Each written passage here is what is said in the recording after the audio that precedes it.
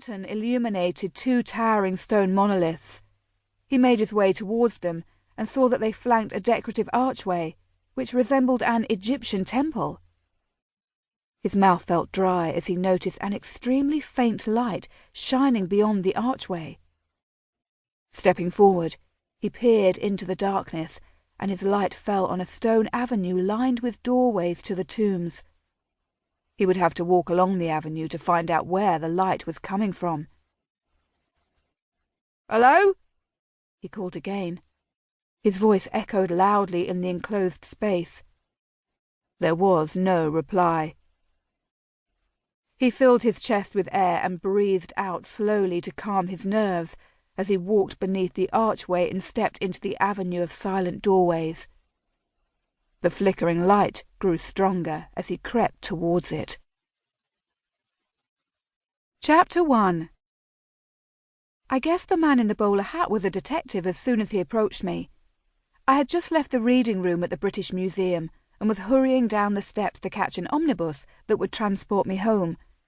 The chill of the stone seeped through the worn soles of my boots, and the street beyond the railings was lost in an October fog that was the colour of tea.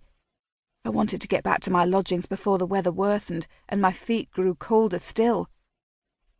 "Miss Green?" Along with his hat, the man wore a dark overcoat and had a young, square, clean-shaven face, thick dark eyebrows, and bright blue eyes. He had an awkward but insistent manner, which suggested that he didn't wish to accost me, but that his business required him to do so. "I am Inspector James Blakely from CID at Scotland Yard." He raised his hat.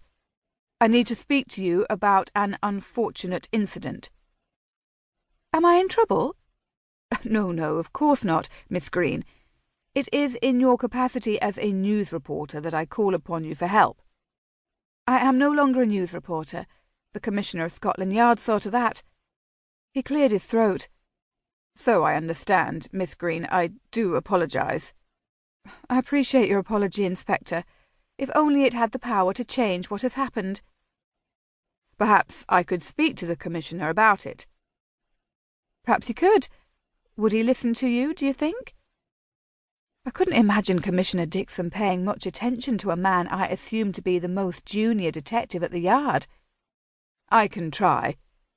"It's growing dark," I said, glancing at the thickening gloom around about us. "I should be happy to help Scotland Yard once I am reinstated at the Morning Express. Good evening, Inspector." I continued on in the direction of the gate. "Miss Green!" He caught up with me and matched my stride. "I really would appreciate your assistance." "I am in no position to help you, Inspector Blakely." "I wouldn't say that, Miss Green." We walked through the gate into the busy street. The gas lamps were being lit as we reached a section of raised paving that served as a pedestrian crossing.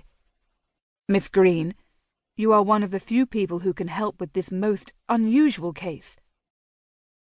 The inspector was forced to raise his voice above the sound of clopping hooves and the rumble of carriage wheels. "Can you not see that I am trying to cross the street?"